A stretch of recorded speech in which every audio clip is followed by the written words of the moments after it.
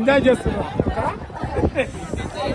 అరే బ్యాగ్ ఇది ఇప్పుడు రా మేడం, రండి మేడం.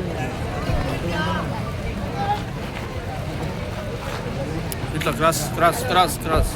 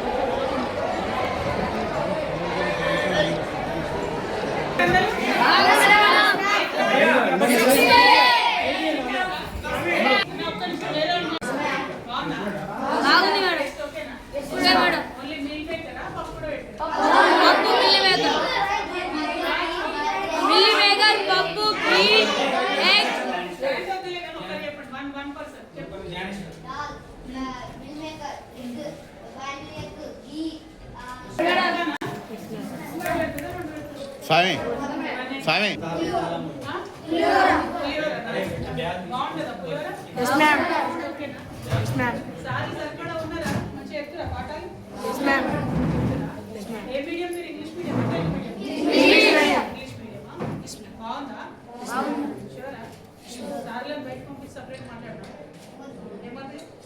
నైట్ బాగుందా? చదివేస్తుందా? వస్తారా? బాగానే ఉన్నారు, హ్యాపీగా ఉన్నారు. మీ వెయిట్ చెక్ చేస్తున్నా రోజు? ఎన్ని రోజులకు ఒకసారి చెక్ చేస్తారు వెయిట్? బరువు చూస్తున్నా? రన్నింగ్ పోయేటోళ్ళు రన్నింగ్ పోతే ప్రెషర్ పోయేటోళ్ళు ప్రెషర్ పెడతారు. అందరు రన్నింగ్ కంపల్సరీ లేదా? Okay. Ground problem 2:30 to 4:30 study కావచ్చు. తర్వాత బ్రేకా? మళ్ళీ ఈవినింగ్ స్నాక్ పెట్టరా? 4:30 after 6 కా?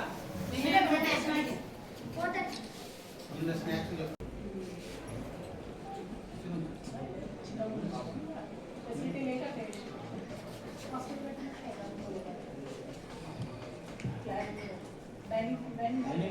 Sorry sorry sir.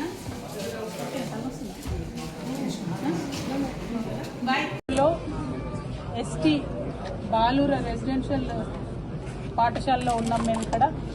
మరి ఈ పాఠశాల గురించి ప్రత్యేకంగా ఇంత దూరం ఎందుకు వచ్చినామంటే, ఒకరోజు నేను పేపర్లో వార్త చదివిన, మొన్న పడ్డ వానలకు తాళ్లు పట్టుకొని మొత్తం విద్యార్థులందరూ కూడా మరి బయటకు వచ్చిందని చెప్పి వార్తలు చదివి అసలు ఇట్లా ఎందుకైంది, ఏంటి స్కూల్ పరిస్థితి అని చూడాలని ఈ దేవరకొండ, ఈ నల్గొండ పర్యటనలో ఈ స్కూల్ని పెట్టుకోవడం జరిగింది.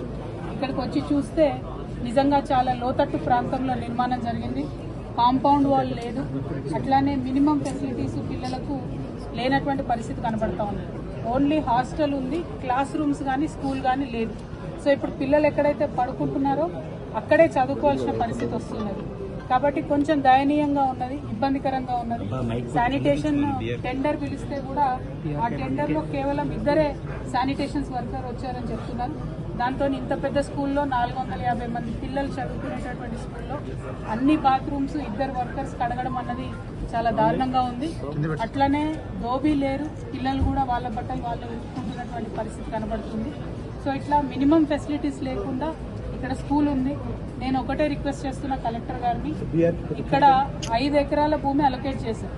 ఈ 5 ఎకరాలలో ఎంక్రోచ్మెంట్ అయ్యి 3 ఎకరాలు మాత్రమే వీళ్ళకి మిగిలింది. మొన్న వచ్చిన వరదల్లో ఇక్కడ కంప్లీట్గా వెనుక ఉన్న వాగు పొంగి ఇక్కడికి నీళ్ళు రావడం జరిగింది. సో అర్జెంట్ అవసరమైతే ఈ 5 ఎకరాలు పంచనామా చేసి ఆర్డీఓ గారు, కలెక్టర్ గారు ముందు స్కూల్కి ల్యాండ్ హ్యాండ్ ఓవర్ చేయండి. దయచేసి కాంపౌండ్ వాల్ నిర్మాణం చేయండి. అదేవిధంగా ఎట్లయితే హాస్టల్ కట్టారో అట్లనే స్కూల్ కట్టడానికి కూడా తక్షణమే టెండర్ పిలవాలని చెప్పి నేను డిమాండ్ చేస్తూ ఉన్నాను. పైగా శానిటేషన్ వర్కర్స్, ఫుల్ టైం దోబీలు, అన్నిటికన్నా ఎక్కువ కొంత పిల్లల్ని చూస్తే నాకు పౌష్టికాహార లోపంలాగా అనిపించింది. కాబట్టి ఏఎన్ఎం గారు ఉన్నారు, వారికి కూడా నేను రిక్వెస్ట్ చేసిన హెల్త్ క్యాంప్స్ పెట్టండి, వెయిట్ చూసుకోండి పిల్లలదని చెప్పి నేను రిక్వెస్ట్ చేయడం జరిగింది. ఈ అంశాలన్నిటి మీద కూడా స్థానిక ఆర్డీఓ గారు అదేవిధంగా కలెక్టర్ గారు ప్రత్యేక దృష్టి సారించాలని నేను డిమాండ్ చేస్తున్నా.